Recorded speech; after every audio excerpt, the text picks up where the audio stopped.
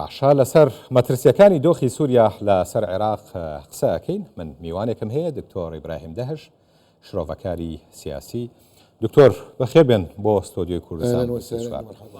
ئەو مەترسیانەی بەگشتی بەهۆی بارودۆخی سووریاوە لە عێراق قسە و باسییان لەسەرەکرێت تا چەندە شوێنی خۆیەتی؟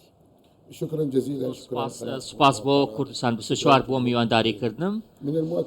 گومانی تێدا نییە کە ئێمە بە سووریاوە بەستراوین. ئێمە سنوورێکی دوور و درێژمان هەیە، چونکە سنووری جغرافیامان پێکەوە بەسراوە. ئێمە سنوورێکی دوور و درێژمان پێکەوە هەیە. لەگەڵ ئەوەشدا ئێمە پەیوەندی کۆمەڵایەتیمان هەیە لەگەڵ سووریەکان، چونکە سووریا و عێراق وەکو براوان، وەکو یەک کۆمەڵگاوان، بە تایبەتی لەم کۆتاییەدا کە سووریەکان بە قەیراندا تێپەڕین و پەنایان بۆ عێراق هێنا و عێراق وەکو برا پێشوازی لێکردن.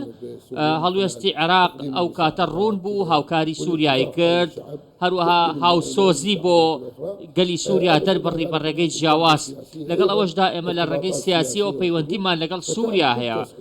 هەموو هەر قەیرانێک لە سووریا ڕووبدا دیاخۆ لەگەڵ عێراق هەردووکیان کاریگەری دەبن، چونکە وەکو یەک دەوڵەتوان باشترین بەڵگەیش بۆ ئەمە ئەو گۆڕانکاریانی کە لە سووریا هاتنە ئاراوە. سووریا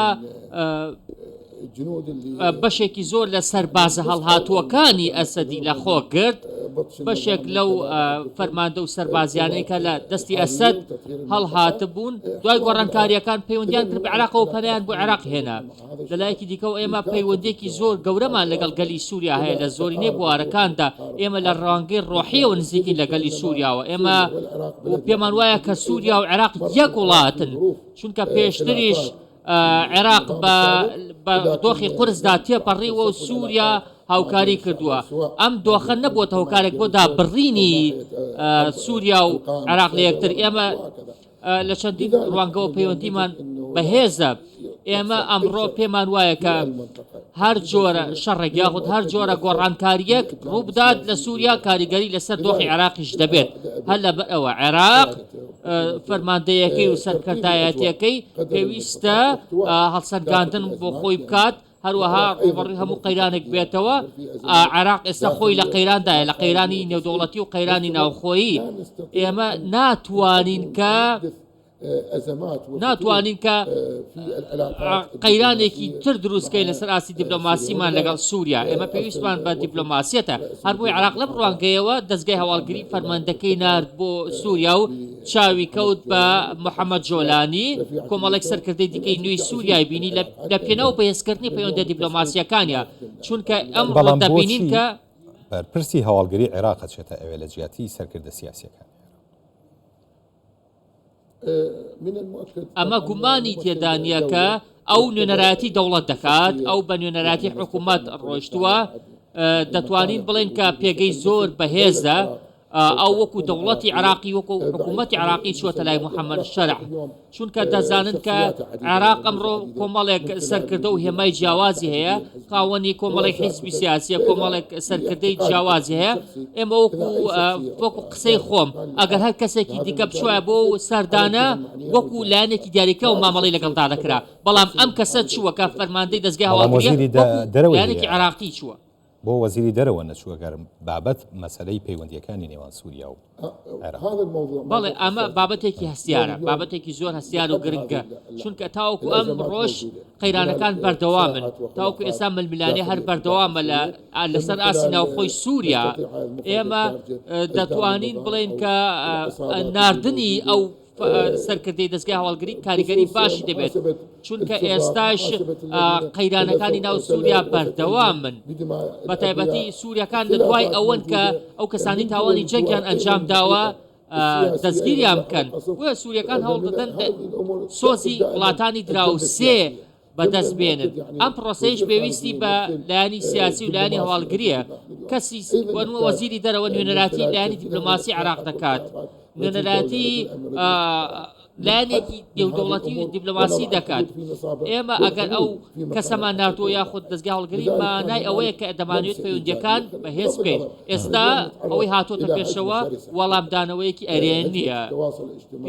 بەڵام لە لایەکی دیکەشەوە من نیگەرانی لەوەی کە خەڵک لە یاخود لایانی سیاسی لە سەراستی سۆشیال میدیا و تۆڕە وڵاتێکە هێرش دەکەنە سەر سووریا، بەڵام ئێمە پێویستمان بۆیە ئەم شەڕە ڕاگەیاندە ڕابگرین بە فکر و دیدگایەکی هاوڵاتی بوونەوە بیر لە هەموو بابەتەکان بکەینەوە بۆ ئەوەی کە ڕووی ڕاستەقینەی ڕووداوەکان ببینین.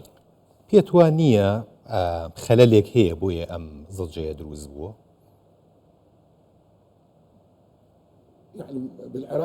لە عێراق دەتوانین بڵێن دۆخەکە تا ڕادەیەک سەقامگیرە لە ڕاستیدا.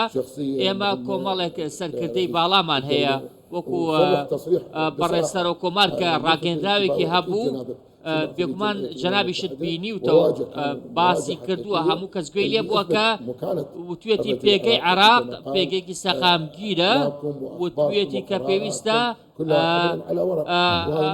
عێراقیەکان تەنها ئەوە نەبێت کە بڕیار و ڕاگەنراوەکانیان تەنها بسەر مەرەکەبی سەر کاغەز بێت، بەڵکو پێویستە بچێتە بواری جێبەجێکردنەوە. ئێمە هیچ کێشەیەکمان لەگەڵ هیچ وڵاتێک نییە، هیچ کێشەمان لەگەڵ وڵاتانی دراوسێ نییە. بۆیە پێویستە سیاسەتی ئێستای دەوڵەت هەڵسەنگاندن بۆ دۆخەکە بکات بۆ ئەوەی کە برینەکان نەکولێنەوە، بۆ ئەوەی کە قەیران زیاتر سەر هەڵ نەدەن، بۆ ئەوەی کە هێرشەکان زیاتر نەدەن. بۆ نمونە بەشێک لە وڵاتانی دراوسێ هەوڵ دەدەن کە دۆخی ناسەقامگیر لە عێراقا دروستکەن، تلیاق دەنێرنی عێراقەوە، مادەی هۆشبەر دەنێرنی عێراقەوە، هەوڵ دەدەن دیاردی ناشرین لەناو عێراقدا پەرە پێ بدەن، هەوڵ دەدەن کە دیاردی ناشرینی فکری لەناو عێراقدا پەرە پێ بدەن. بۆیە پێویستە ئێمە ئاگامان لە خۆمان بێ، گرنگی زیاتر بە هاوڵاتیانی خۆمان بدەین. ئێمە پێویستە هەوڵ بدەین بۆ ئەوەی کە یەکێتی عێراق بپارێزین بە هەموو پێکهاتە و لایەن و حزبە سیاسیەکانەوە. ئەوەی کە ئەمڕۆ هەیە ئێمە دڵخۆشین کە لە هەرێمی کوردستان ئەو بەرەو پێشوونە باشە هەیە، ئەو بەرەو پێشوونە گەورەیە هەیە. ئەمە ئاماژەیە بۆ ئەوەی کە خەڵکی هەرێمی کوردستان وڵاتەکەی خۆیان خۆش دەوێت. ئێمە کوردەکان وەکو برای خۆمان سێر دەکەین و هیواداریشین کە بەرەو پێشوونی هەرێمی کوردستان لێرە لەم شوێنە خۆشەویستە ببێتە هیوایەک بۆ عێراقیش، بۆ ئەوەی کە عێراقیش بەرەو پێشوونی خۆی بەرەو پێشوون بەخۆیان ببینێت. پێویستە ئێمە هەموو قەیرانەکان باش. بەڵام لە دەرەوەی سیادەی دەوڵەتەوە لە عێراقا هەنێک گروپ هەن کە پابند نین بە بڕیارەکانی دەوڵەتەوە خەریکە عێراق پەلکێشەکەن بۆ جەنگێک کە جەنگی عێراق نییە. چەند جارێ هۆشداریان پێدراوە و ئێسەش تەرکیز و چاوەکان زیاتر لەسەر ئەوانە. ئەگەر ئەمە چارەسەر نەکرێ عێراق بەرەوچوو هەنگاوانە.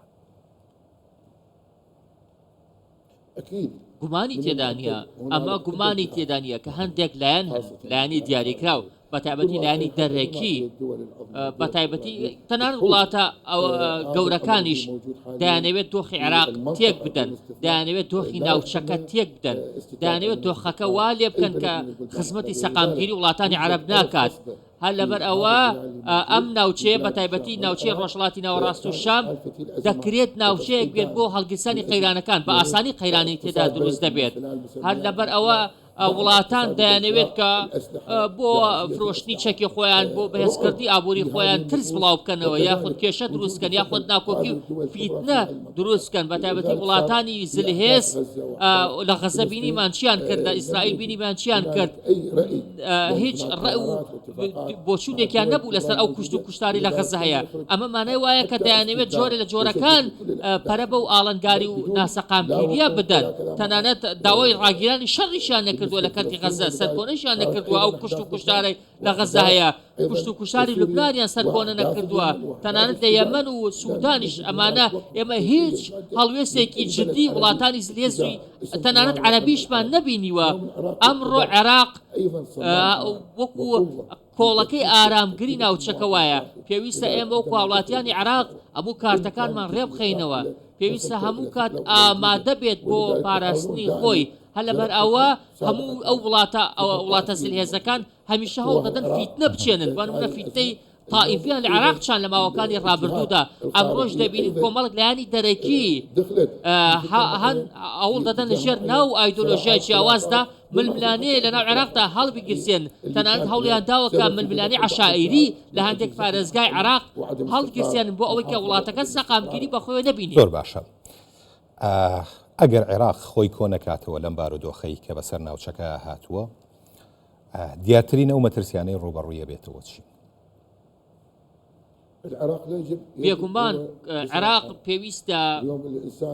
پێویستە تاکی عێراقی و هاوڵاتی عێراقی هۆشیاری هەبێت درک بە شتەکان ینی با پرسیارەکەم پۆخت کەمەوە. کێشە هەیە لە نێوان کورد لە هەرێمی کوردستان و ناوەند، کێشە هەیە لە نێوان سوننە و شیعە لەسەر کۆمەڵێک بابەت، چۆن نەکرێت ئەمانە یعنی چارەسەر بکرێن بۆ ئەوەی هیچ نەبێت بتوانێت لەم بارودۆخەیە خۆی دەرباز کاتیان کێشەکانی چارەسەر؟ بەڵێ ئەو مشکلە و کێشانەی کە باست کرد هەندێک لایەن هەن کە دەیانەوێت دۆخەکە بگەنە بنبەست، دۆخەکە بگەنە بنبەست. بێگومان لایانی سیاسی کاریگەری هەیە، هەروەها کۆمەڵێک لایانی سیاسی پەیوەندی دەرەکیان هەیە لەگەڵ وڵاتانی دەرەوە. هەندێک لایەن دەیانەوێت کە کوردستان بۆ نمونە ئارام نەبێت، بەڵام ئێمە دەمانێت کوردستان ئارام بێت. ئێستا کوردستان بۆتە نمونەیەک بۆ عێراق. ئێستا هەر کەسێک دێتە کوردستان و دێتە هەولێر و سلێمانی و پارێزگاکانی دیکە دەزانێت کە ناونیشانێکی گەورە هەیە، دەزانێت کە بەرەو پێشوونێکی باش هەیە. هەر لەبەر ئەوە بەشێکی زۆری خەڵکی عێراق یاخود بەشێکی زۆری وڵاتانی ناوچەکە نانەوێت سەقامگیری لە نێوان هەرێمی کوردستان و بەغدادا هەبێت.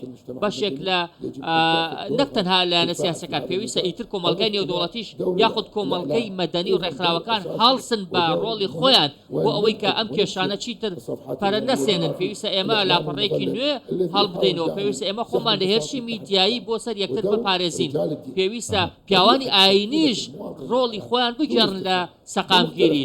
هەموو پیاوانی ئاینی ڕۆڵێکی گەورەیان هەیە لەسەر ڕاستی خەڵک ڕێزیان لێ دەگرێت، جا چ دینەکەی هەرچیەک بێت. پێویستە ئەو کەسانی کە کاریگەری ئاینیان هەیە ڕۆڵێکی باش بگێرن، دیدگایەکی باشیان هەبێت، خەڵک هۆشدار بکەنەوە لەوەی کە پێویستە ئەم سەقامگیریە پارێزێت. جا ئەم پیاوە ئاینیانە لە حوسەینیەکان و یاخود لە مزگەوتەکان پێویستە خەڵک هۆشیار بکەنەوە لەسەر ئەوەی کە ئەم وڵاتە هەوڵ دەدرێت تێک بدرێت، ئەم وڵاتە هەوڵ دەدرێت کە سەقامگیری تێدا نەبێت. لەلایەکی دیکەوە ئێمە پێویستمان بەوەیە کە مەکتەب و قوتابخانە و زانکۆکانمان بەشێک من لە پرۆسی هۆشیارکردنەوەی گەنجەکانمان بۆ ئەوەی کۆمەڵگاکەمان بپارێزین. لەلایەکی دیکەەوە من هەمووشە وتومە کە پێویستە هەمیشە گەنجەکانمان بپارێزین، گەنجەکانمان دوور بخەینەوە لە کاری خراپ، چۆن دووریان بخەینەوە هەلی کاریان بۆ دابین بکەین بۆ ئەوەی کە ڕوبەڕووی کێشەی کۆمەڵایەتی نەبنەوە. ئێمە گەورەترین جوڵەمان جوڵەی گەشتجانە پێویستە پارێزین. ئیبراهیم دەهش شرۆفەکاری سیاسی، زۆر سپاس بۆی لە ستۆدیۆی کوردستان 24 کاتە بێیان بەخشی. سپاس.